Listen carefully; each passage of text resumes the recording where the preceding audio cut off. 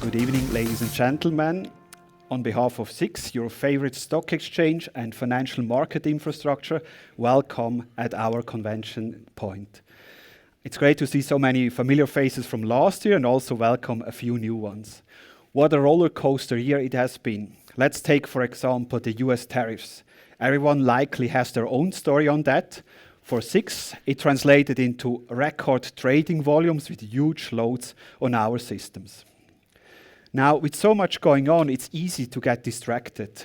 And true resilience needs a comprehensive approach and agility to overcome the small and large hurdles. I give you an example from SIX.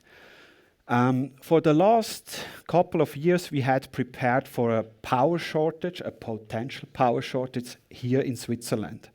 What actually happened this spring was a full blackout in Spain where we operate the Spanish stock exchange. Thanks to thorough, interdisciplinary and also cross-company and cross-country preparation, we kept that stock exchange running through that historic day. In these turbulent times, I think it's important to pause, exchange, learn from each other and adapt. Today's event, in cooperation with the Swiss Risk Association and the Swiss Finance Institute, offers a comprehensive program to do exactly that. Over to you, Olivia. So thank you so much. Big thank you to you for setting the stage for us. My name is Olivia. I'm an international moderator and also business journalist. And as you mentioned, this is a tight-knit crowd here. There are a lot of familiar faces that we are seeing, especially in the front row here tonight. So welcome back. And to everyone who's new, welcome as well. It's great that you've all chosen to spend your Tuesday evening in this very cozy environment. And tonight we have a very diverse menu of topics that we have planned for you. First of all, we'll cover geopolitics. Then we'll talk about the word or phrase of the year, AI agents. Then we'll delve into cyber risk in blockchain and smart contracts. And we'll finish with a look at the legal landscape and data protection regulation. After that, same as with every year, we'll bring everyone back up to the stage. We'll tackle any of the unanswered questions, as well as give you plenty of room to ask questions and pose your comments and thoughts. So on that note now, we have all the speakers up here on the stage. We've got Barwinski, Borna, Cisar. Okay, all the names have disappeared. Well, here we go. Fabian, Schär, and Roland, Mathys. So that's a little preview of what you can expect tonight. And we'll kick off with the very first keynote of the day. We'll start with a broader look at what's happening on the global stage as well as the geopolitical situation. Where exactly does Switzerland come into this picture, and especially when it comes to cyber resilience? And how prepared are we really against future attacks? So to answer that, I'm pleased to welcome now Barwinski to the stage. He's a cybersecurity executive with over 2 decades of experience in the industry, including as CISO himself. He's now the founder of Cyberops.ch, and his keynote is going to tackle navigating the grey zone, a new paradigm for Swiss cyber resilience. So on that note, please give him the warmest of welcomes. Thank you so much. Thank you.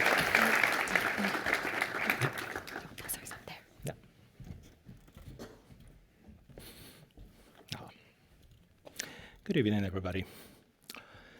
So,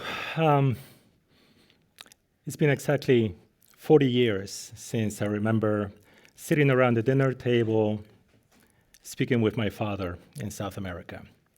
And he, at the time, would struggle to find the words and the desire to share his experiences of World War II at the time. I was a teenager in South America, and he wanted to share with me what it was like to escape from the Rovno labor camp in western Ukraine and finding his way over to northern Italy. As a teenager then, I wasn't interested. Right? It was too distant, too far, too long ago, too different than my life growing up in Peru. He wasn't a soldier, he was a survivor. And over the years and several decades later, I too went on to seek experiences in conflict zones in Central and South America, and later spending a year in Afghanistan. And like my father, 40 years later, I too tried to sit down with my son, who is now 17, and share those experiences. Like my father, I received the same response, the same level of interest. And so, something about teenagers, right? They know how the world ticks, and they are 100% confident about it, right? But this is just it. It's about the evolving nature of conflict and what we are all facing today. For my father, he got to experience industrialized war. For me, I got to experience asymmetric warfare, coming from the times with terrorism and then the experiences in Afghanistan. And for my son at 17, he will soon be experiencing hybrid warfare. Right? And so it is interesting to note because we are in a new environment, right? The Secretary General of NATO, Mark Rutte, when speaking in front in Brussels at the Carnegie Europe event in December of 2024, struggled to find the words to label this new environment. And the best that he could come up with was that we were neither at war nor at peace. It was this in-between, this gray zone that we operate in today. And of course, he was speaking in the context of what was happening up until that point, right? Assassination plots or attempts in the UK and later in Germany against the CEO of Rheinmetall. Suspicious fires in Poland, derailments, cyber attacks against critical infrastructure such as ports and cranes in Germany. And since then, the environment has only accelerated and has gotten much worse. Right? Since December of 2024, we have seen and we have experienced cyber attacks against check-in systems and luggage systems in airports. And of course, you have all been watching the drone disruptions. We have been watching drones cross into NATO's airspace in Poland and throughout the Baltics, as well as jet fighters. But of course, we have a word to describe this. This is not a foreign concept to us, right? And so, yeah, good. It took until October of this year, first week of October, when speaking in front of the Parliament in Brussels, that Ursula von der Leyen actually articulated what we have all been experiencing for some time now. Right. And it is exactly this conflict zone that we operate in that we must keep in mind and adjust our point of reference and adjust our thinking in terms of where we are. So let's dive a little deeper and let's share in a little more detail here the idea. In my father's time, it was about a steady increase of tension. Right, from 1935 all the way to the actual invasion of Poland on September 1st of 1939, it was a progressive, steady increase, culminating with an official formal declaration of war, ultimately by England, eventually by the US, by France. My experience, as I mentioned earlier, was very different. Right? It was this pressure cooker concept that for several years, we continue to experience this poking and prodding of terrorist cells, the bombing of the coal ship, the bombing of the towers the first time in New York,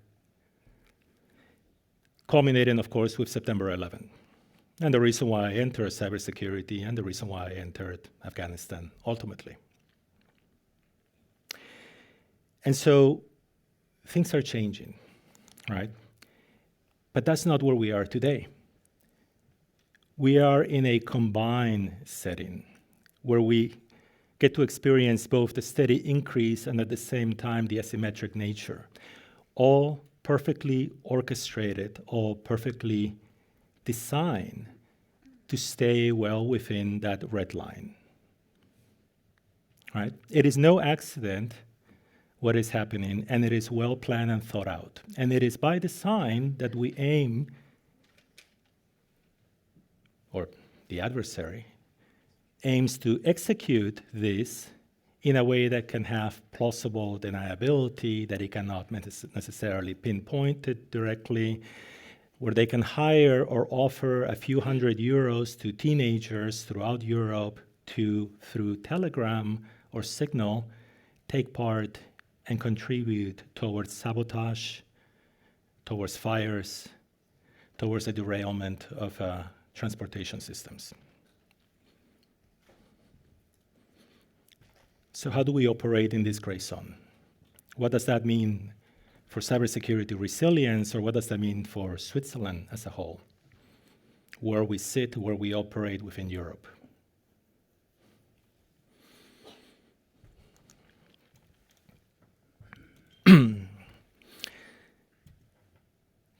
Clearly, we're not members of a military alliance. If we were members of NATO, we would enjoy the collective defense. An attack on one is an attack on all, and operate under Article 5. But that is not the case for us.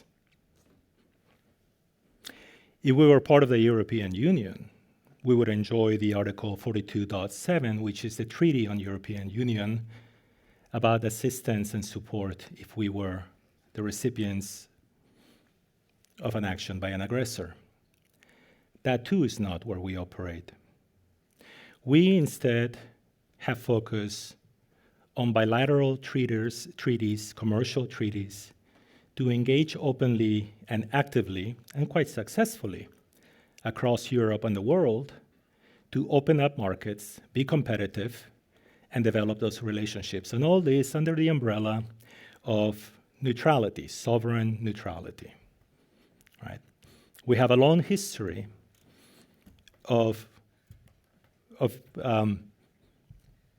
staying clear of taking one side or another. The challenge, however, for us, and this is not a case for whether we should be neutral or we shouldn't be neutral, but the challenge for us is really how do we operate true to our policies and our history and where we come from, while at the same time being proactive and engaged in this environment that has changed before our eyes. And so we say that we are economically integrated, but security isolated. And it can look like a very lonely place in Europe without the safety net or the safeguards that some of those other countries may enjoy today. But there is hope, right? Because it doesn't have to continue this way. And in fact, what we see is a massive increase in collaboration and engagement from the Swiss government and from Swiss entities in participating more fully with our European counterparts.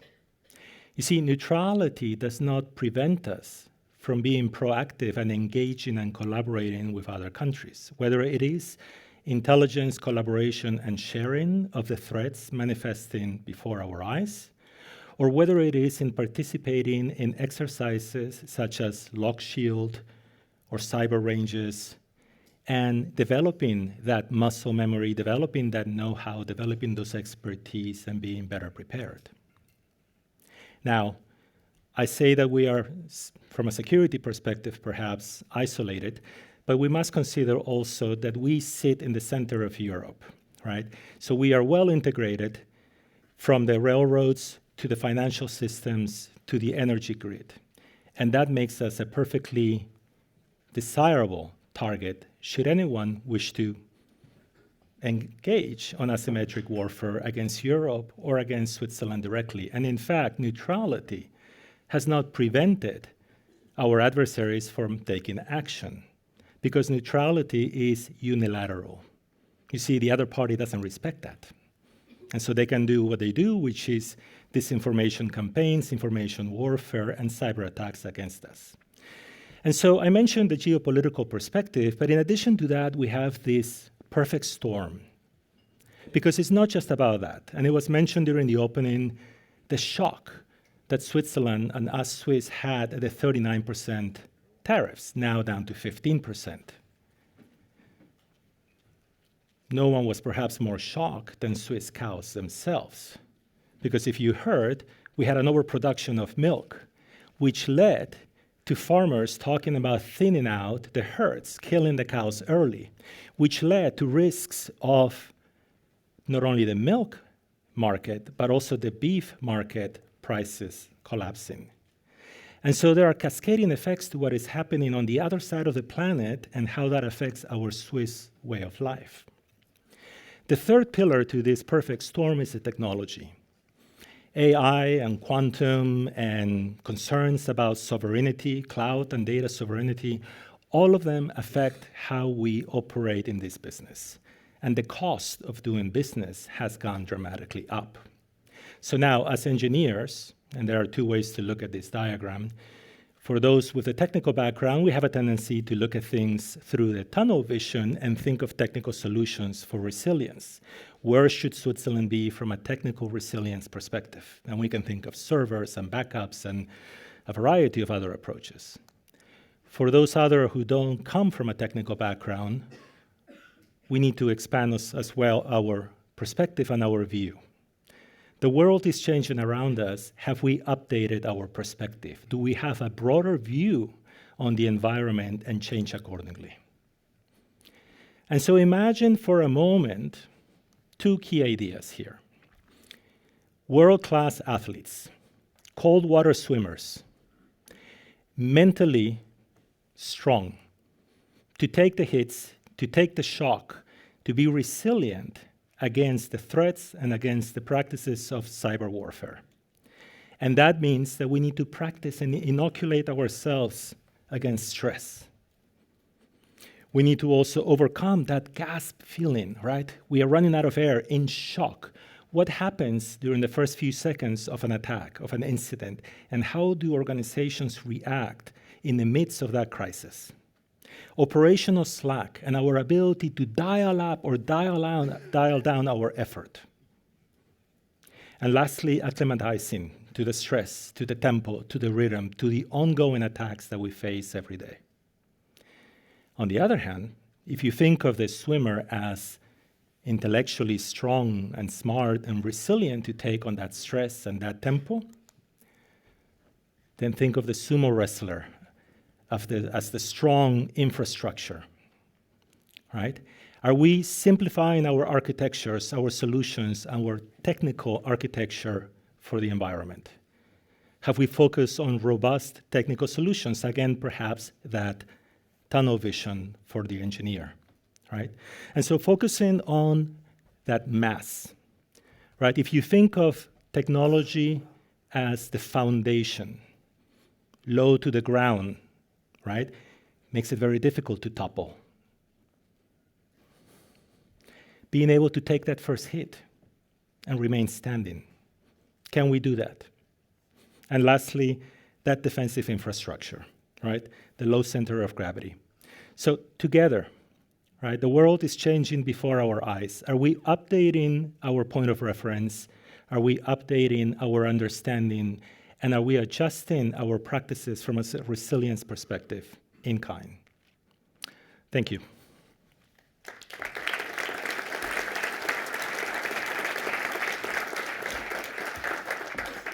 Big thank you now for giving us so much food for thought there. Yeah. Our next guest will actually carry on the conversation. His name is Borna Cisar. He's a managing principal and head of cybersecurity of EMEA at EPAM Systems, and he's going to be taking a closer look and deeper dive into agentic AI and the impact on cybersecurity.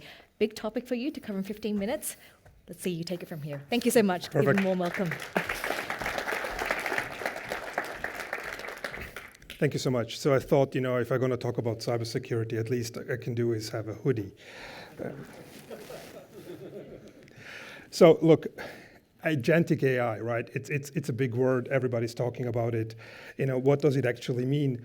And I'm pretty sure if I ask 5 people, I'm going to get 6 different definitions because everybody's understanding something different under it. One of the main ones really is about this idea that something can be done with autonomy, right? So that's kind of one of the big ideas. So autonomous SOCs. I'm sure people have heard about this. It's being sold left and right. If you're on LinkedIn, I'm sure somebody has approached you and offered you an autonomous SOC. vulnerability management that is automatic, autonomous, hardening of systems, AI-driven validation. Who needs red teamers? Who need pen testers? Let the agents do it. That's kind of the idea, right? So, if you look at stuff like this, right, it's easy to put together an architecture how this could look like. And at the end of it, all of them are going to look somewhat similar. They're going to look like you're going to have some kind of interface, there's going to be the core of it, some agentic platform, and you're going to have some kind of integration layer. Pretty standard stuff. To make it a little bit more, realistic, you're going to have some human in the loop. You still can't trust the system fully, so you're going to have people who are going to verify if what the system is doing, is it really, is it reasonable? And then maybe you're going to do something like you're going to generate a digital twin of your environment. You're going to let, the AI agents, loose on the twin, and then figure out what is it actually doing. Fine. So when we start doing this, actually two different things are starting to happen. So the first interesting thing is we're actually introducing new risks. And, and this is something that is a lot of times forgotten. And, we from the cybersecurity part, we can be party poopers. We can start talking about risk rather than, oh, this is the fantastic new system that is going to do something fantastic and save us money, and maybe we can fire a couple of people. Look, what we say is supply chain, right? It's a big topic. Do you know where your models are coming from? Do you know where your plugins are coming from? Well, you might know where they're coming from, but do you have the know-how to verify that what you're buying is actually a thing that you're getting, right? That's the big question. Okay, so the second thing, in cybersecurity, we talk a lot about blast radius, basically the attack surface. If something bad happens, what big is the impact? Well, with AI, everything gets multiplied, and this is one of the big topics, if you have, Copilot from Microsoft installed, suddenly you can see everything on your SharePoint, and it starts sharing things and showing you things that you're not supposed to see. Well-known problem, happens much more than one would think. And then, I think that's one of the big ones. The predictability of, you have a system that does things and you don't fully understand what it does, and you start to lose predictability. And then the last one is, the new attack surface. Well, all of those new tools that you're bringing in, I, as the attacker, can now attack. And this is fantastic. This is really great. I mean, all of them are just, this is really, really good stuff, right?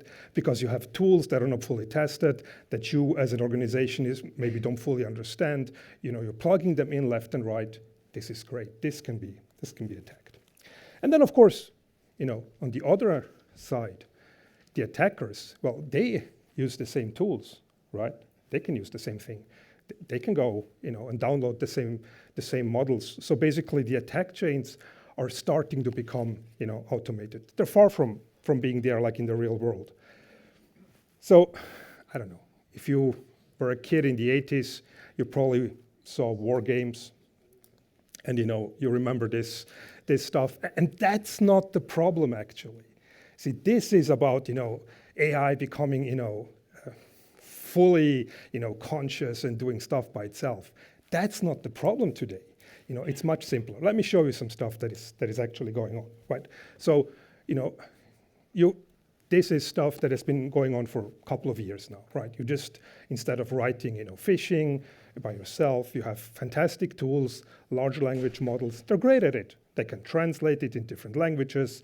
You can automate it. This is obvious one, right? So this is a great one. Then, the other thing, the next step now becomes, well, if you can write certain elements of it, what if we start to, bring things together, right? Have some kind of automation, stitching some stuff together, vibe coding, that works great on the attacker side. They're not really that worried if it doesn't work. If it doesn't work, they're just going to do it again, right? They don't have, the KPI is a little bit different on their side. The other thing that is definitely happening is, people with big pockets, right? Nation states, they're definitely using it. And, they're using it to automate stuff. And, there is actually quite a lot of stuff happening internationally. And then this is a cool one if you like the tech. What if you actually tell a system like, okay, you call back to, let's say, OpenAI, and you ask it to produce elements of your code on the fly and incorporate that in your malware. The good thing about this is these callbacks to OpenAI for a normal network, they're just going to look like traditional traffic because everybody nowadays is using OpenAI, right? Everybody's using ChatGPT or something else. So you can mask, bad traffic wonderfully by just masquerading and using the existing infrastructure. And it doesn't have to be OpenAI, right? It can be anything, any of the known ones. Okay, and then this is pretty much what I just said. I just anticipated that the traffic just looks normal. And now, I don't know, some of you might have read, there was some articles came out like 2 weeks ago that Anthropic identified some big attacks that were happening and stuff like this. The reality of it is that most of the models, if you really want to model without anything that is holding it back, any kind of guard chains, anything limiting it, you can just download those models. They're available, and you can pretty much tell it.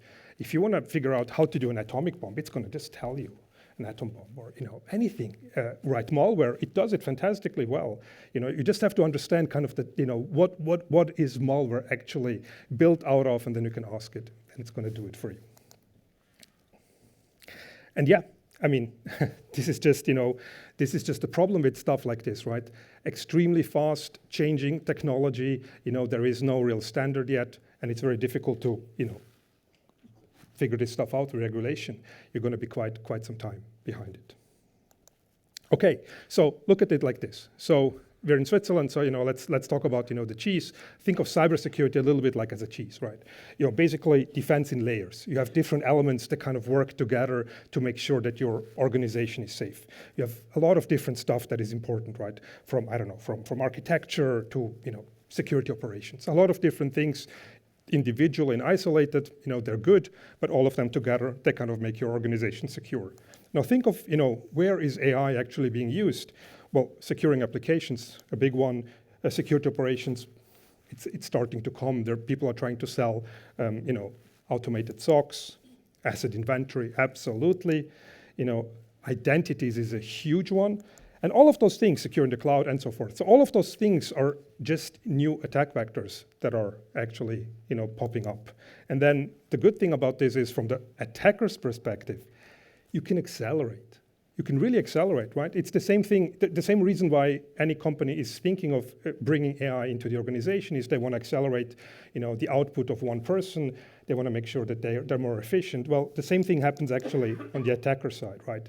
And if you figure out, one way of doing it, you're better at it. You can keep multiplying. It's quite efficient, and this goes on. So how does an attack framework actually look like? A real one, right? Well, surprisingly enough, it looks pretty much like any other agentic framework. Big shocker, I know. It's pretty much the same thing. So you have something that is doing some reasoning, which is usually the agentic models. You have the agentic layer itself. You're going to have agents that are going to do certain things. You're going to have other agents that are going to verify and make sure that what those agents have decided, if it makes sense or not. And you're going to have some kind of system layer. And you actually can, as well, have a human in the loop. It's still fine. They still do it. If you look at this is indistinguishable from just a normal agentic architecture that is being implemented anywhere else. So that's the, scary part, if you so will. Everybody is profiting from the same kind of, information that is being generated right now. All the attackers are reading the same blogs. They're reading the same information. So let's look at just some stuff that is maybe to make it a little bit more real. Those are just, some of the, malware examples that are actually using AI in them. This is real stuff being seen. And then if you look at, some real attacking groups, right? APT24 from China and so forth. I'm sure some people are very familiar with them. Others have never heard of them. This is just stuff that they do. All of these elements that they do, everything, you can put AI in it. You can just plug it in. Everything works. You can use even the real tools that are actually available.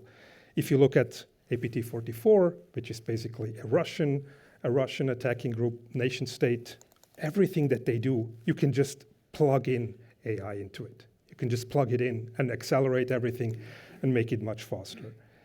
And that's kind of the scary part. It's not difficult to actually do. And I will finish with this. A lot of times in security, we say, it is kind of a cat and mouse game, right, between the attacker and the defender. I'm sure some of you have heard this. It's the Tom and Jerry game. We are a bit better at defending it, and then the other guys get a bit better at attacking it, and then we have to catch up and so forth. And this has been true for a long time. The problem with AI is this starts to happen. If you look at Jerry as the bad guy, I don't know. I think Jerry is the bad guy. So it's my opinion. You can debate me after after the talk. But this is what happens. And then Tom basically loses big time, right? Because he can hardly keep up with one Jerry. But with hundreds of Jerrys, doing hundreds of attacks at the same time, he's just going to lose. So look, again, I'm sorry to be the party pooper. AI is fantastic, has great potential, but it does open up a lot of potential for the attackers as well. Just keep that in mind when you open up your organizations. Thank you very much.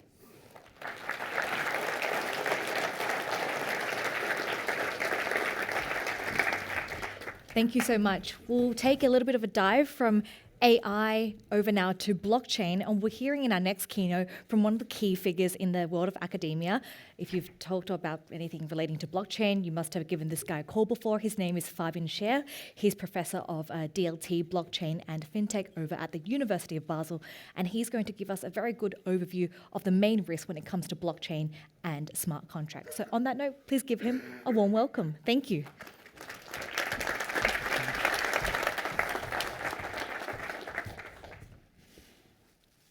All right, first of all, thank you very much to the organizers for including me in the program. I'm super excited to be here. Now, I basically have two key messages for today. And the idea is, although I'm going to talk about blockchain and the risks involved with smart contracts, in the end, what I will be doing is arguing that two things matter. Number one, governance, and this is true universally. And number two, dependencies.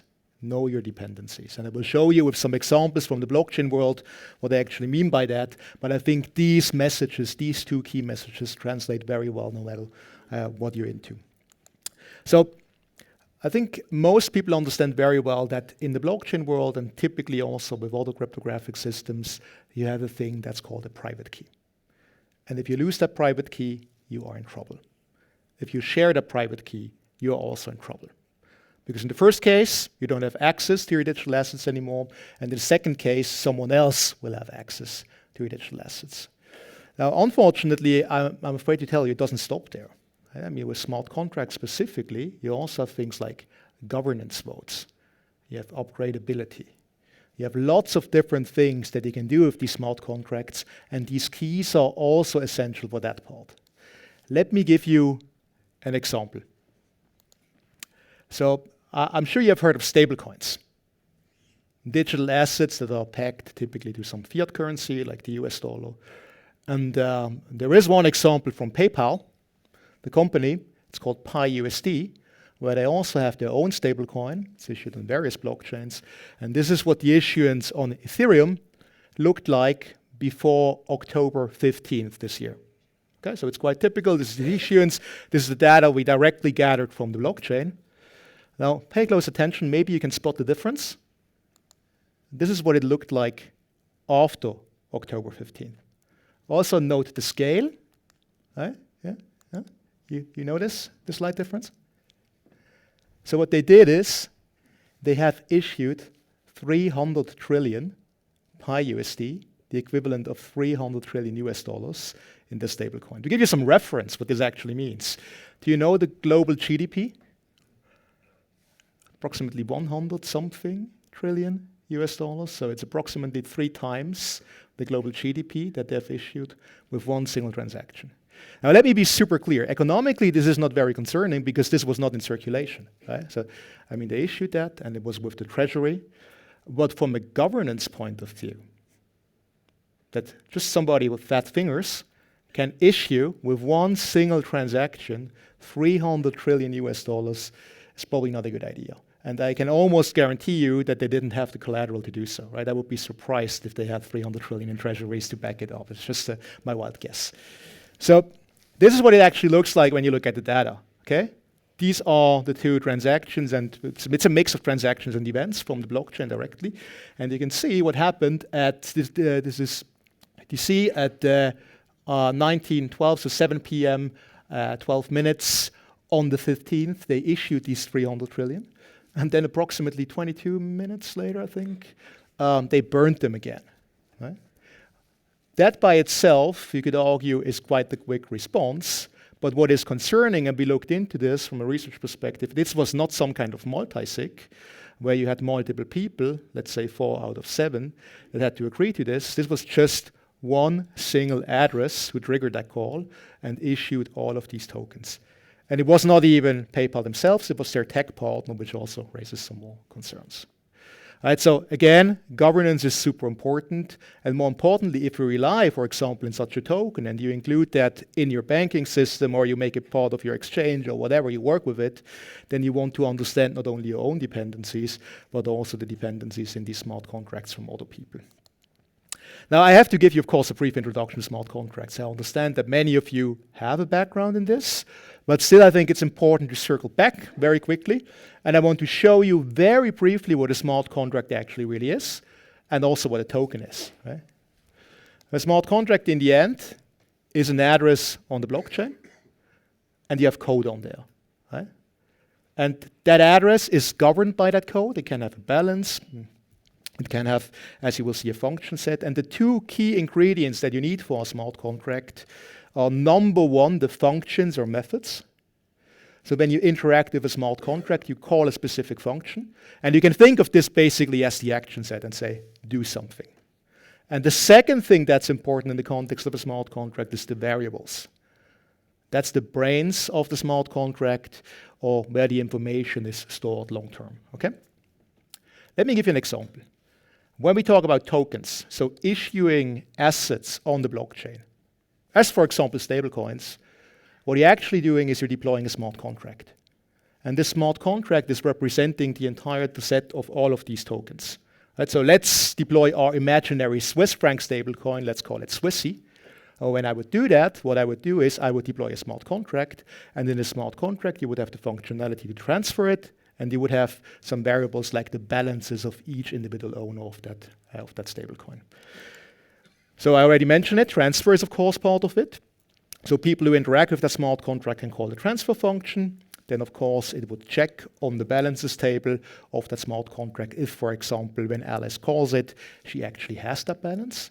And then there are more advanced functions, which in effect are only the equivalent of direct debit, Lastschriftverfahren, and the allowances, the according allowances. And that's it. In the end, you can think of a token really as this Excel spreadsheet, or more technically mapping, on the smart contract that represents the balances, and the action set defined by the functions. This is heavily standardized for one simple reason. If you want to use it, for example, on exchanges or on other financial protocols, then of course it's very helpful if you have common interfaces. If everyone would implement it in a different way, we would be in the same situation like with core banking systems. It would not be great. Right? So you want some common interfaces, you want something where you can make sure that these tokens can be reused. But you also have to understand that in the end, this is just the minimum requirements, and you will see later on what else you can include in these tokens and how we can customize them. So why is this exciting? If you have a financial background, you probably heard this already. If you're coming from a different industry, this might be new. But the key exciting thing for tokens is actually twofold. It's number one, it's atomicity. Number two, it's composability. What do I mean by that? Imagine the following situation. You have two people, Alice and Bob. Alice currently has a red token. Bob currently has a blue token. Neither one of them is happy. They both want what the other person has. They want to exchange that, swap that. Typically in a financial world, what you would do is you would have escrow agents in between, intermediaries, central counterparties, so some sophisticated set of intermediaries. Or what you can do in a blockchain world, if both of these assets are on the same blockchain, you can create one single inseparable atomic transaction where both of these steps are included and executed as part of this one transaction, and you have the guarantee that neither one of these two legs can be executed if the other one is not executed. Okay? Now this becomes inseparable. To just give you a feeling, this is not limited to this delivery versus payment.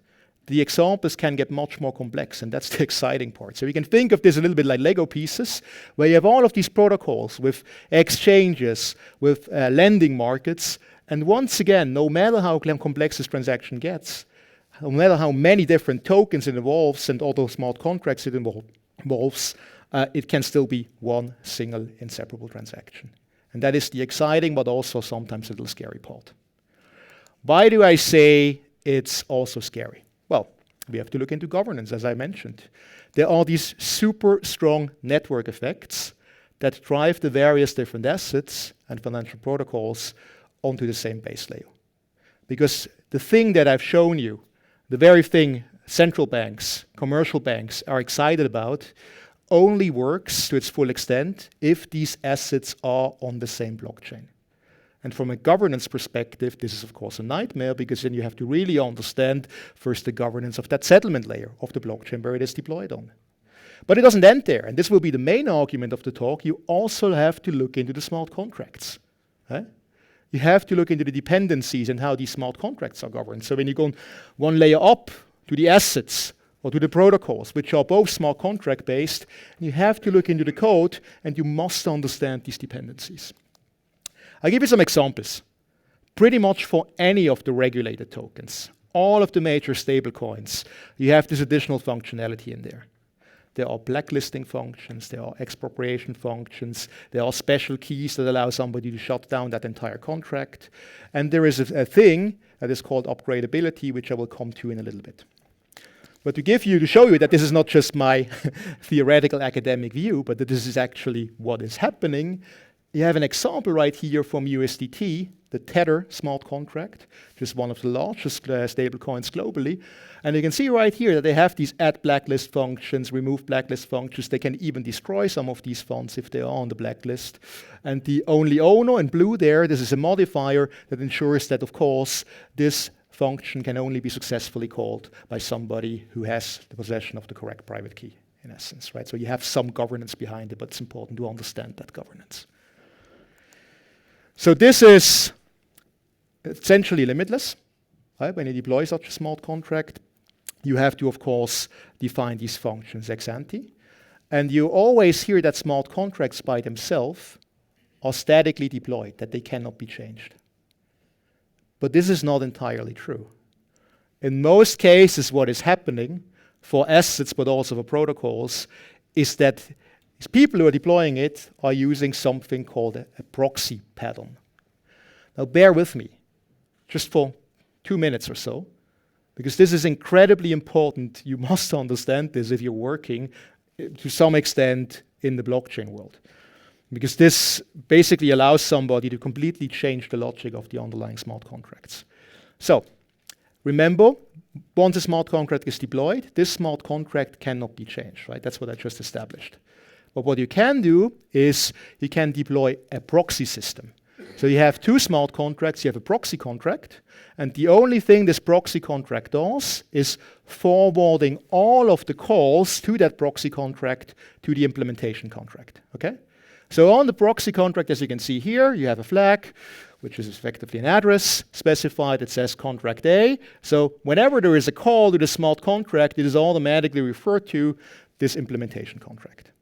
And this is just like a regular token logic right there. Now, if somebody can upgrade this, what does it mean? Well, they simply deploy a second implementation contract B.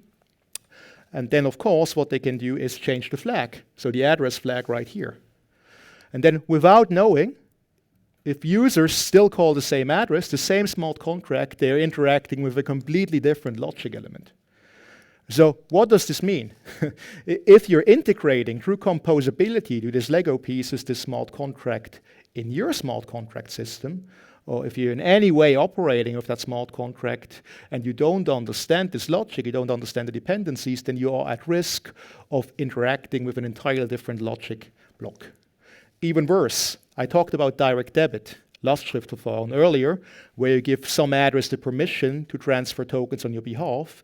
Now imagine you give this permission to transfer an infinite amount or your entire balance to some proxy contract, and then they can change the logic. That's not great. Right?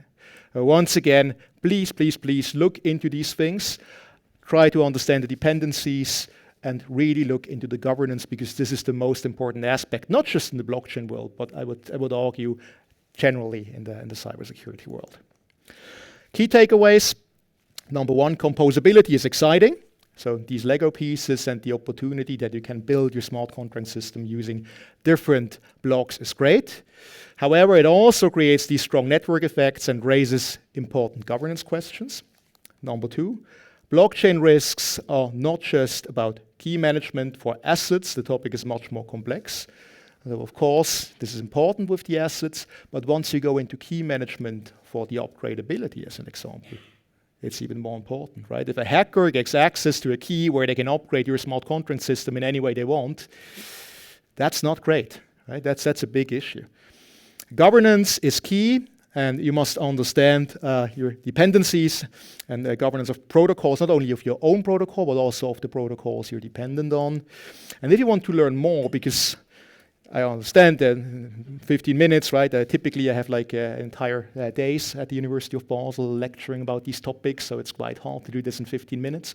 But if you're interested in this topic, I've recently offered a paper for the European Commission, where we go into these various aspects on blockchain in a regulated context. And the very things I just talked about are also part of this. So you can download this, of course, for free directly from the European Commission. With that, thank you very much, and I'm looking forward to the panel.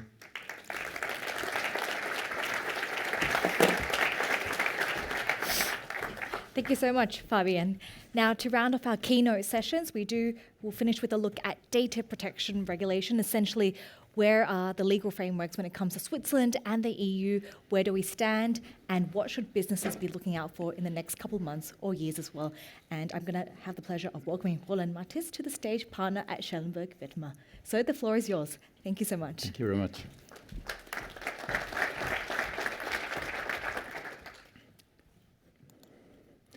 Good evening, everybody. So very happy to talk about cybersecurity and data protection regulation and my take on it. And you may be surprised to hear from me as a lawyer that I'm not super happy with the current development of increasing regulation, because regulation, usually, that's our business case. But when I look at the cyberspace, I'm not convinced that the current development fully aligns with the needs of business. But I'll come back to that in a minute. So in the next 15 minutes, I'll briefly touch upon challenges that I see coming up. I'll take a closer look at some regulations and then try to illustrate that with one example. Then I will ask the question of legitimacy of the framework we're currently in, and I'll conclude with some closing remarks.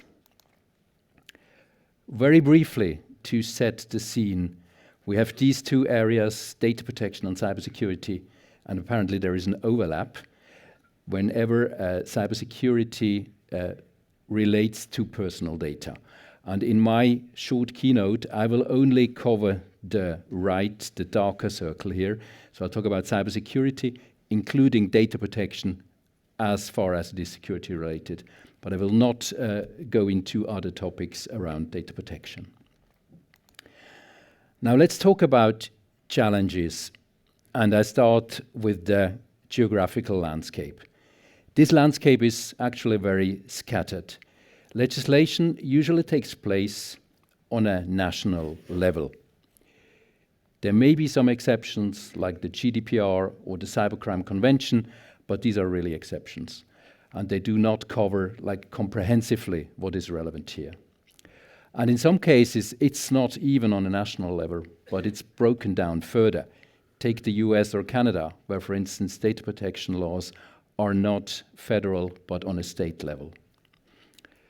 Now, most businesses will have to comply with the laws of several jurisdictions because they are acting multinationally or even globally. So it's not only that they would have to comply with the domestic law, but they will, as soon as they start targeting customers abroad, they will have to comply with foreign laws as well. And you can already imagine a globally active enterprise will have to comply virtually with all legislations excuse me, around the globe. And as I mentioned, there are very few international conventions. There is virtually no harmonization. And what doesn't make things better, there are very few one-stop shops. What do I mean by that? Just to give you one example. When a company in Switzerland is suffering a data breach, and that breach involves individuals from the European Union, from different member states in the European Union, this company will have to notify that breach to all member states individually. So there's no one-stop shop that you could just report it to one authority. You have to do it to all authorities of the member states in the local languages usually. And if Germany is hit, things get even worse, because there it's not on a federal level, but it's on the level of the Bundesländer. So that multiplies the issue once again. But even if we look at the issue from a more domestic perspective, the challenges persist, because we have no single piece of legislation. You might say, well, in Switzerland we have the Information Security Act. This is of course true, but it only covers some aspects, so it's not comprehensive. Indeed, the relevant legal provisions are dispersed across many laws, and you will see that on my next slide, what that actually means. To make things worse, these laws are often overlapping, but are not aligned, which means a company has to comply with several provisions, and these provisions differ from each other. And last not least, the level of regulation is still and steadily increasing. Now let's take a closer look at the regulations here. And in this table, you see on the left side the different topics that are relevant in the cybersecurity space. And then you see the applicable regulations in Switzerland and in Europe. So for data security, of course, in Switzerland, it's a Data Protection Act, and in Europe, it's mainly the GDPR. And you could say GDPR, that's a harmonized piece of legislation, but that's not really true, because even there you have additional implementing legislation on a member state level. When we look at critical infrastructures, we have in Switzerland the Information Security Act, in the European Union, the Network and Information Security Directive, NIS2. And because it's a directive, it has to be implemented into national law. So again, we have many different laws across the European Union. For regulated entities, particularly in the financial sector, there are more regulations applying. For Switzerland, usually the FINMA circulars and guidance. So, for instance, the circular on operational risks, or the guidance on the reporting of cyber attacks. In the European Union, you have the Digital Operational Resilience Act covering these topics. Now, going forward, device security. In the European Union, we have the Cyber Resilience Act. In Switzerland, we do not have legislation yet, but it is already in the pipeline, and we expect a proposal to arrive in the next 1 to 2 years. Ransom payments is another topic that is more and more regulated. In Switzerland, you would find some provisions in the Information Security Act. And in Europe, it's still developing. I've taken the example of the UK, where legislation is currently pending. And that's not the end. There is much more to come. So there will be more and more regulation coming forward. Now let me try to illustrate that with one practical example of notification duties. And I will only do that for Switzerland. Imagine a financial institution, a larger bank or so, that is suffering hit by a cyber attack involving personal data. So that would usually fall under the data protection law, under the Information Security Act, because it would likely be considered a critical infrastructure, and of course, under the regulations of FINMA, the supervisory authority. And these three pieces of legislation, they have so many differences, and I have just taken a few of them that you can see here. And starting with the targets, that's quite obvious. These legislations do not always target the same entities. But when we look at the authorities, we have the Data Protection Commissioner, then once we have the National Cybersecurity Center, and once we have FINMA as supervisory authorities. So you already have to deal with three different authorities here. Thresholds are also differing depending on which law applies.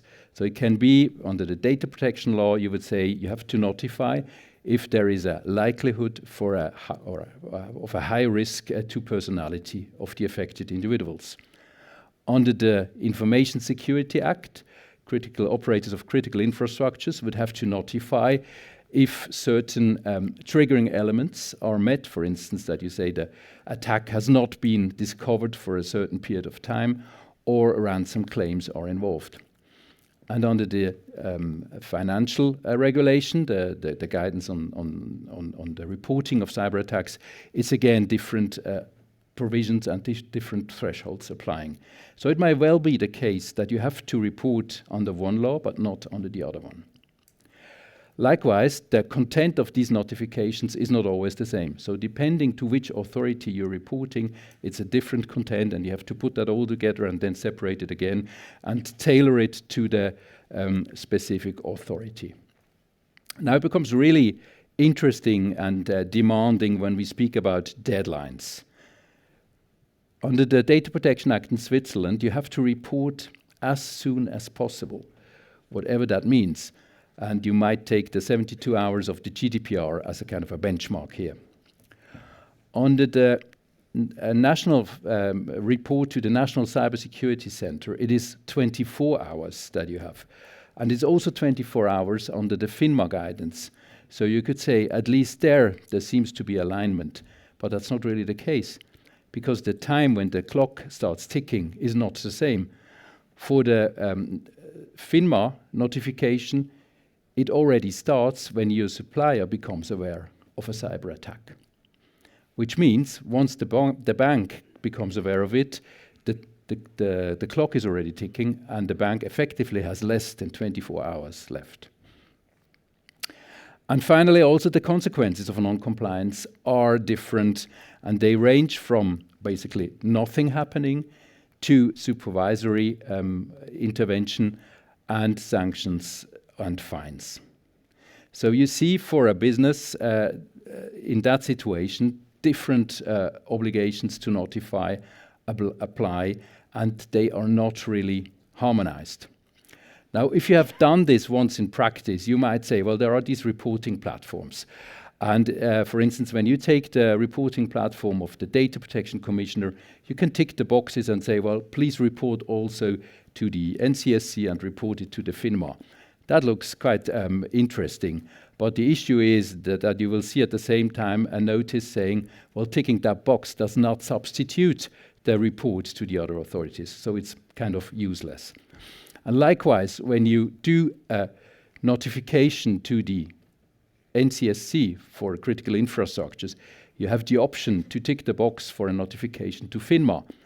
That sounds interesting again, but bear in mind that the clock is not ticking in the same way, so you might already be too late for the FINMA notification when you do it via the NCSC. And also bear in mind that for FINMA notifications, there is a requirement for a follow-up notification after 72 hours. So you might be inclined to forget that. So you see, there's no real harmonization here. Now, is this development that I've tried to describe here, is it legitimate? And I'd like to look at that from two perspectives. Well, first, the purpose. That seems often quite unclear to me. And I take again the example of notifications to the Data Protection Authority. When you notify, the only thing that usually happens is that you get a confirmation that you have notified. Nothing more will happen. If you do not notify, nothing happens, there are no sanctions. So you might really ask yourself, why should I notify? Particularly in an emergency situation where you might have other priorities, like, for instance, containing the attack that has happened, maintaining business continuity, or mitigating damages. And then I'm also questioning the proportionality of some of these provisions. They seem quite excessive to me sometimes, in the European Union in particular, but increasingly also in Switzerland. And to illustrate, I have taken that picture that you can see on your left side, which is called the blue wall. And all these small boxes are pieces of digital legislation in the European Union. And that wall is constantly growing. But very recently, we could see an interesting development in the European Union, kind of a step back. It is called the Digital Omnibus legislation, and you may have heard of that. So the European Union has started kind of considering its legislations, and it has found that some of these might indeed be excessive and should be revisited. This is in particularly the case for the GDPR and the AI Act. I think that's a good development, and I hope that this will continue. Now, to wrap this up, a couple of closing remarks. And please don't get me wrong, cybersecurity legislation is key, and I have not said something different here. But cybersecurity legislation should also meet the expectations and needs of business, which means to me that laws should be streamlined internationally and domestically, that key terms should be aligned across different laws, and that laws should be limited to what is really necessary and purposeful. And that will not only make the company's lives easier, but would also, in my view, contribute to a more effective defense against cyber attacks. Thank you very much.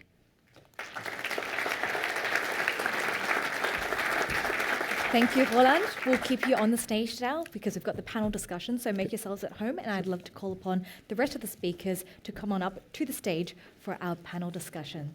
So please grab a seat, and to all the audience, make sure you have your questions ready because we'll save some time at the end to get through to your comments.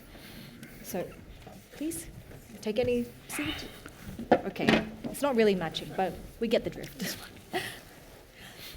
I'd love to start the first question actually with you, Mark. You set the stage for us, and there was a very interesting comment that you had in one of your slides. You said, we are economically integrated, but when it comes to security, we are isolated. So if you were to go to Bern tomorrow, to the Swiss government, how would you advise them to rectify this? Mm-hmm. Yeah, I was thinking about this in the sense that traditionally, we would have thought that we were perhaps protected by mountains or by bunkers or what we have known from the past. However, in this cyber warfare and hybrid warfare approach, it is a completely different approach. It's a completely different dynamic. And so the conversation with Bern would be partly what they have already started, and I'm very encouraged by the fact that I see them engaging and collaborating more closely with the community across Europe, right? What we are facing here should not be faced alone and by Switzerland alone. It's something that we're all facing. And so coming together, joining forces, joining know-how, and practicing together as we are in these exercises in Tallinn with the NATO alliance is critically important. I also think that robust collaboration of intelligence practices is also very keenly important. But maybe the last point and the more actionable point here is that, you know, if we are to think for a moment of where we have been making investments in Switzerland and across the world for the last couple of decades, it's been about optimizing for cost efficiencies, it's been about optimizing for supply chains, for just-in-time, and I think that all works very well for a time of peace. Yeah. And we are not in a time of peace anymore, and so the dynamic needs to be shifted to optimizing for resilience. And that means us collectively understanding and realizing the cost of business is going up, collectively thinking, how do we now invest really in ensuring our collective national and corporate resilience capabilities? So essentially investing in what could potentially come around the corner. Mm-hmm. Now, I'd love to turn to you, Borna. You talked about a word or phrase that we've been hearing all year, agentic AI. And as you've clearly stated, you are in the party pooper camp when it comes to optimists and pessimists. So how would you advise cybersecurity leaders or CISOs in the room who want to take advantage of agentic AI, but are at the same time very much aware of the threats out there?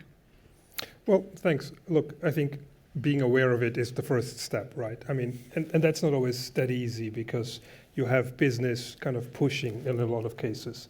So you need to figure out how you're going to deal with it, right? I mean, sometimes you have to give them small wins, right? You have to deal with them, give them something, and then make sure that the really big problems, or maybe you're handling the really big problems.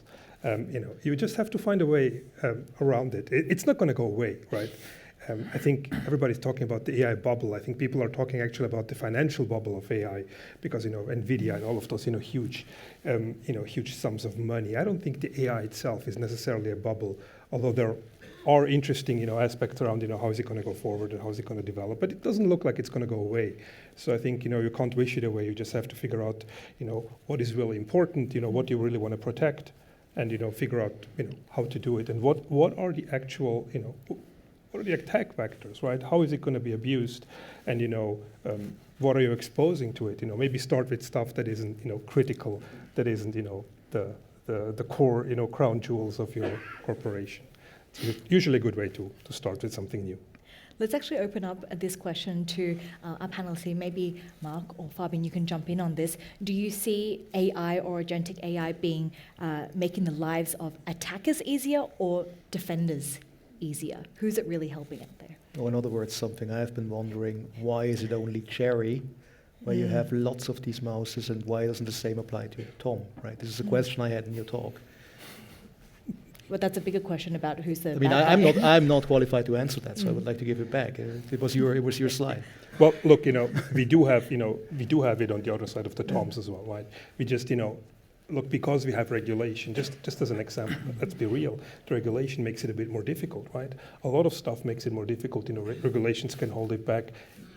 The good thing of an attacker, if you think of it like this, is they're unencumbered, right? They can just go ahead. They can download the latest models. They can go ahead. If 101 attack don't work, that doesn't matter to them. The 102nd is, or the 1002nd is. So I think that's kind of the reasons why I had a lot of small Jerrys.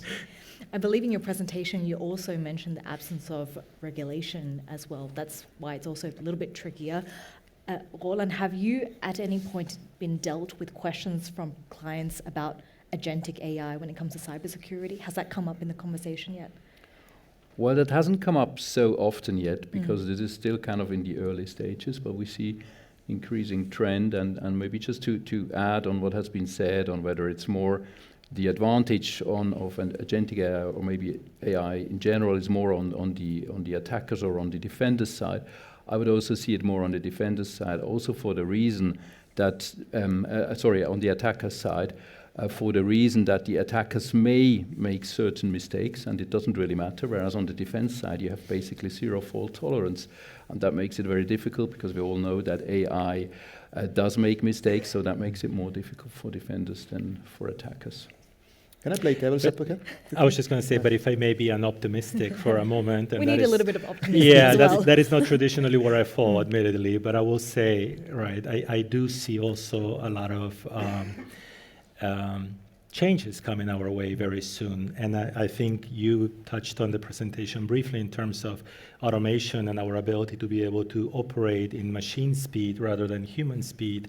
And I think that is not so far out there already. So we are seeing those sparkles around security operations, and maybe one day soon we will actually realize the promise of SOAR platforms and fully utilize this. So while I agree that it is used very actively and for many years by the adversaries, I would like to think that all hope is not lost. So now, Yes, do you to have a different opinion on that? I'm not sure, but I have a question. Okay, let's throw it out there. I mean, to my understanding, at least most of the attacks, the less sophisticated attacks that target me or that I get, basically what they're trying to do is they try to catch me in a moment where I'm not paying too much attention. right? So, for example, phishing or something, and where I make a mistake. And I thought, why are you so sure that on my side, on the defender, I could not use AI to assist me and to help me in these moments where I'm not at my best and where I'm vulnerable simply because I'm not paying attention, right? Because I think for many of these potential scams, there are red flags and there are some telltale signs. And if I pay attention, or if my AI agent pays attention, then would it actually, in many cases, be quite easy to spot it. So I'm not sure how you end up with the conclusion that it's not that beneficial to a defender. That's what I'm asking. So think of it like this. I'll give you just one example. So nowadays, malware, right? What does it do? A lot of times, it enters your systems and it basically encrypts everything, right? So imagine now if you have AI in your organization, right? You have a lot of agentic AI doing a lot of important stuff for you. Maybe you got rid of a few people and you're more efficient. What if I now am able to enter your organization and I'm not going to encrypt your AI agents. I'm going to alter them. Simple thing. I'm just going to make sure that they're a little bit, traditionally, right? We all know this. They're going to multiply something by 0.95. They're going to multiply something by 1.2. It doesn't matter. I do that, and then I let you know that I did something, but I don't tell you what I did. So I don't actually have to encrypt anything. Your operations look like they're still stable, and I can, very easily approach you and tell you, like, look, this is how much money you're losing. Please pay me, whatever, 50% of that amount or 10% of that amount, doesn't matter. It becomes very, very difficult, and how are you going to find out? How are you going to debug this? Where are all the experts who have, decades of experience of debugging these kind of systems? Just a small example. I don't want to bring too much ideas out there, but you can do quite a lot of stuff. And I think we're not going to sort this out in the next couple of minutes. We've got a 1 hour networking break after, so throw all the hot questions over to you. So let's before we go to the questions from the audience, Roland, I just want to come back to you because what stood out to me from when you were speaking is that clearly there's this tug of war. Sometimes regulation can be quite excessive. Now regulation is being reviewed to see where we can simplify things and make things easier. How can business leaders and cybersecurity leaders navigate this, what you would see as a wild west of regulation out there, and potentially avoid huge legal fees at some point? Why avoid huge legal fees? No, of course. He's a great lawyer. By the way. Harmonizing on an international level, that's a long shot. That's going to take very, very long. So I think that's not what we should wait for. It looks a bit different on a domestic level where we can see some developments and where we might also have more influence. But even there, I might say that's maybe works in the midterm, but not in the short term. In the short term, I would say that companies and CISOs have no kind of other options than just prioritizing. So look at what you would have to comply with, take a risk-based approach and try to comply as much as you can and pick those elements where you think it makes most sense, where you would expect the largest impact and maybe the lowest sanctions. It's a very pragmatic view, but I think you have to deal with it. You will not, in most cases, you will not manage to be 100% compliant, so you have to pick those areas where you think it makes most sense to comply. And you obviously work with not only SMEs, but also larger organizations. Can you just give a very concrete example of some of the requests and concerns that have come up to you, especially this year? Yeah, well I might say, first, I would expect that companies would come earlier. Usually they only approach lawyers once the issue has already happened, so the incident has happened and we try to remedy and to fix it. But it would make sense to come early at a pre-incident stage because a lot can be done in advance and companies would be much better prepared and much more resilient if they would take some actions in advance. But once they come, and as I said, that's usually post-incident, I would say most questions are around like whether they have to notify, whom they have to notify, within what periods, etc. So that's an important point. Of course, companies would usually not want to notify if it's not really necessary. So there is kind of a reluctance to notify. That's what we see. Other issues are filing of criminal complaints. That's what we do quite often. Not so much because we are confident that the cyber criminals will be identified, but much more to get access to the criminal file, which might provide you with some evidence that you can then use for what we also do, which is the civil litigation, so data breach litigation, be it on the claimant side, be it on the respondent side. Wonderful. So, yes. Maybe if I may please ask jump just in. a short question for Roland, and I know you're a lawyer and not a psychologist. Get all the free advice you can now. Yes, good point. A lawyer and not a psychologist, but you mentioned that they always come after the incident has happened. Do you ever have a conversation as to why that is always the case and whether there is value in proactive engagement? Indeed, that's a message that we try to convey very often, but it just seems that this is somehow difficult to, maybe it's not so easy to measure what you only can see like the cost impact when you retain advisors in advance. It will of course have a price tag. And you do not see the immediate benefit, and then maybe also that businesses just hope that they will never be hit by a cyber attack. Thank you.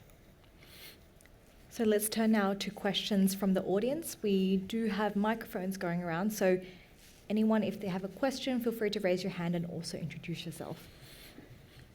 Or does everyone have their cyber strategy all figured out? Because we need some tips here.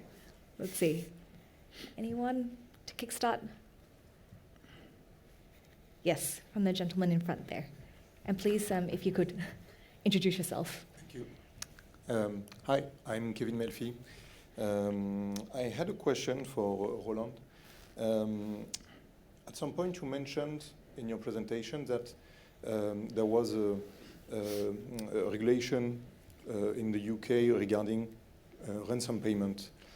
At some point, many companies decide not to pay a ransom, and I will not judge, but do you think that advising companies against paying ransom could be argued not by saying there is no regulation against it, so go ahead, but by saying in the end, cyber attack groups are criminal organization, so indirectly funding them could be seen as funding terrorist groups or other criminal organization. What is your take on this? Yeah. Well, I'm aware of that argument that is used very often by authorities, that by paying the ransom you would kind of fuel the criminal industry. I'm not so much in favor of that view. When you take the perspective of a CEO or board member of a company that has been hit by an attack and is suffering a business disruption, and its existence might be at risk, then I'm not sure whether that view will really help you and what your responsibility as a board member is in that situation. I would say your responsibility is to make whatever is possible and legal, of course, to make your company survive. And if a payment of ransom is a possible way to get there, and if it's a legal step, and if you say chances are okay that you will receive the key to decrypt your data, I would not be totally against it, just for some kind of dogmatic reasons. Thank you. Yes, the gentleman at the back.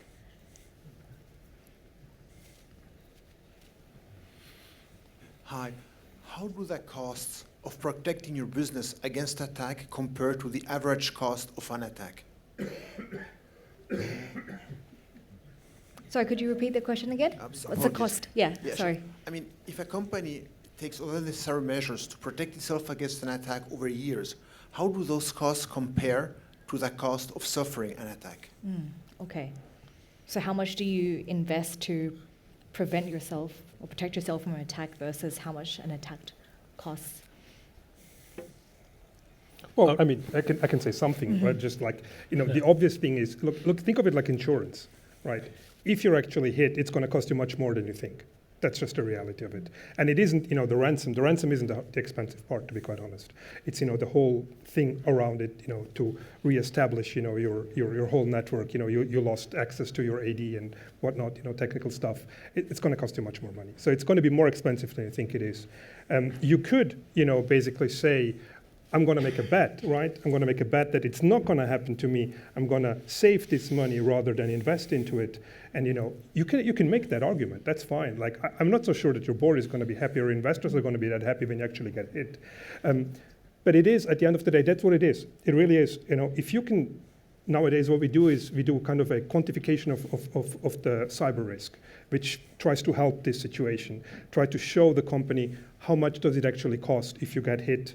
And this is actually very different in different countries. It's much more expensive, obviously, in the US if you get hit because of legal reasons, rather than, for example, in Switzerland, it's cheaper. And so I think you need to balance this out. But there is no easy answer from my perspective. Let me jump in and also give an additional perspective here.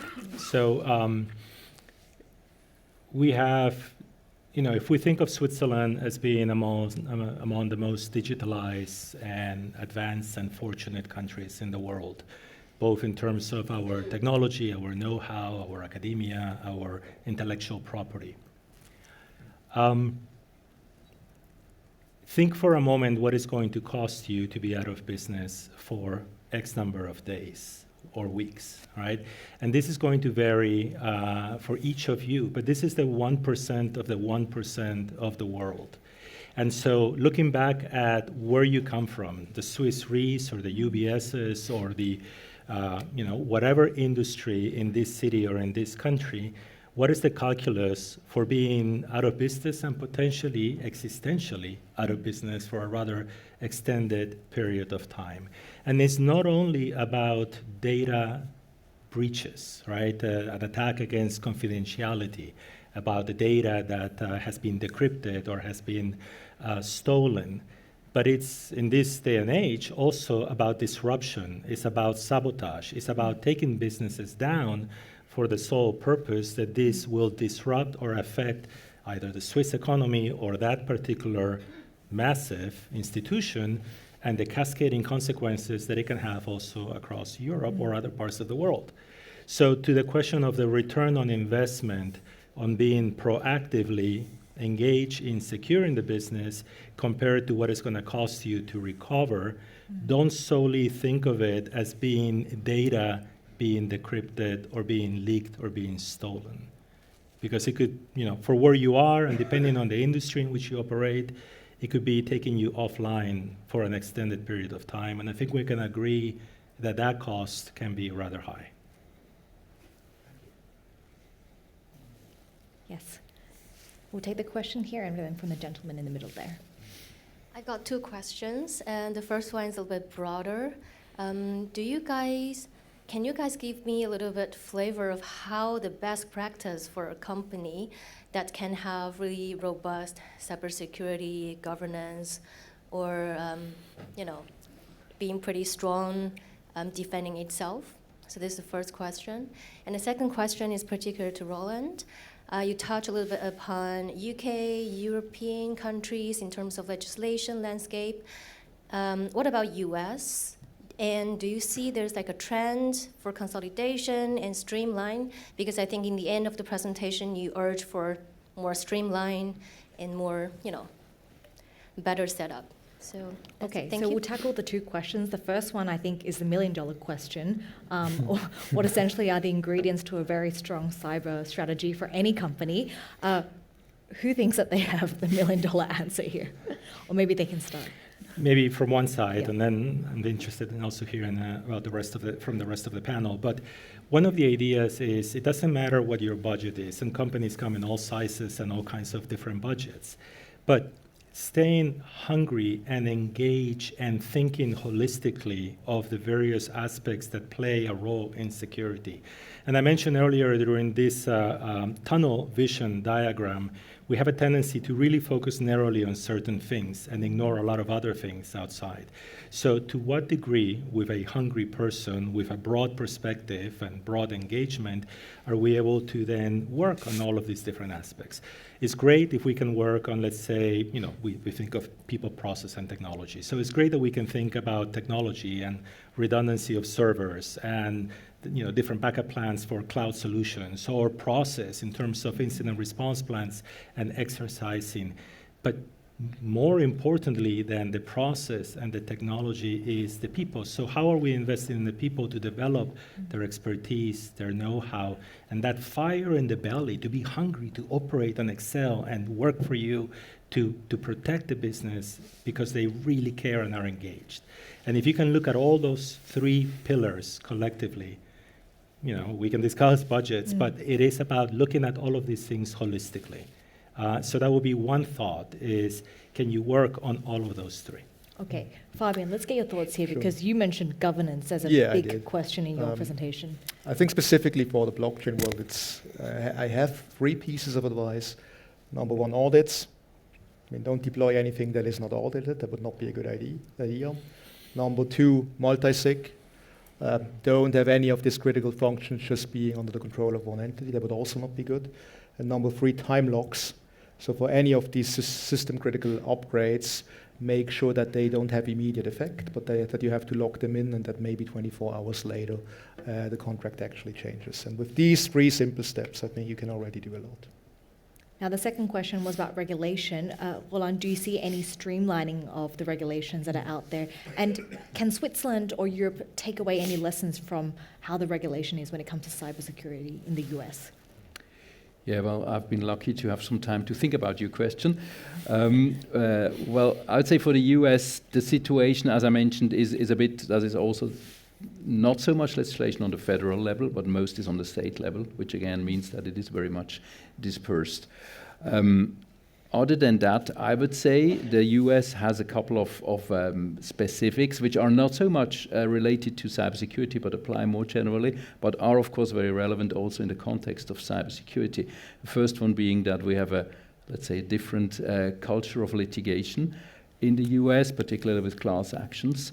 And that can also be a huge threat for in case of cyber attacks and cyber incidents. So there has been one case, and that's public knowledge, that Christian Dior Couture was sued in the US, I think for several $100 million. So very significant in a class action by all customers who had been somehow affected by this cyber incident. So that's one of the specifics. And the second one is that you have extensive discovery proceedings in the US, so that you get quite good access to evidence as a claimant. And to avoid that, the legal privilege is key in the US. So whenever you for instance, you start working on the cyber incident response, you should make sure that this all falls under the legal privilege, which usually means that you have to involve outside counsel, which is the good news for us. So we have time just for one final question. We can keep it very short and simple. Hi, my name is Mathys. I have a question based on Mark's presentation, but it's not just limited to Mark. My question is, if Switzerland is neutral and we are not at peace but not at war, can the Swiss financial industry afford to store data in the cloud? Okay. Can we survive just in this gray zone then? I think where you're going with your question is about sovereignty and the challenges that we're hearing as recently as of today, actually, on the news, where I believe, I forget which senior representative of the US government was talking about relaxing regulation against big tech. Is this at the heart of your question? Not just, it's also about going back to storing data locally. Yeah. So it's interesting, and I love to hear also from you guys. So from my perspective, right, we have, you mentioned financial industry and banking secrecy laws, and I had the pleasure of experiencing some of the challenges around this with cross-border issues with logs and whether the logs would have PII or customer information, and what we would need to do if we needed to anonymize or tokenize things to comply with this. But I read recently that Estonia, for example, has the concept of a digital embassy in Brussels, or Ukraine as well. They move their critical data away from the country, given the conflict in which they're in today. I cannot speak for Swiss regulation from the perspective of whether we will have the ability to move data outside of the country. But in the context of the cloud, I know from conversations with many colleagues that there seems to be a little bit of a swing of the pendulum from go cloud, go fast, go now, to on-prem, let's reconsider this, whether it's national security or whether it is, enterprise resilience in this context. And I don't think that given the current climate, this is necessarily a bad idea. I think we should have the conversation, we should do the exercise, and we should think hard at some of the trade-offs and what that means to us. And it might not be a bad idea to just go through that exercise. Borna, I see you deep in thought there. So I'm just going to give one. Yeah, I'm just going to say one thing. Like, if you think your data is more secure on-prem in Switzerland, then I have a bridge to sell you. Honestly, let's talk. That just doesn't work anymore. So I think this. I understand it from a political perspective. I think it's a big issue. Of course, I fully understood. But I think from a security perspective, actually we can be more secure in the cloud nowadays than we can be on-prem. So I think it's a broader question. From the security side, I would say stay in the cloud, go to the cloud, it's actually good for you. From a political perspective, who controls that cloud, right? And who has the actual key, because let's be honest here, right? Your private key doesn't mean what you think it means in a cloud environment. Again, like from this perspective, it's a little bit more complicated. So ladies and gentlemen, that brings us to the end of the panel discussion. I know that we've answered a lot of questions, but also opened up a lot of food for thought and extra questions, which is why we have time for networking now. So please enjoy that, get to mingle. It's going to be taking place outside. And we thank you once again for your attention and for joining us this Tuesday evening. A pleasure to speak with you. Thank you.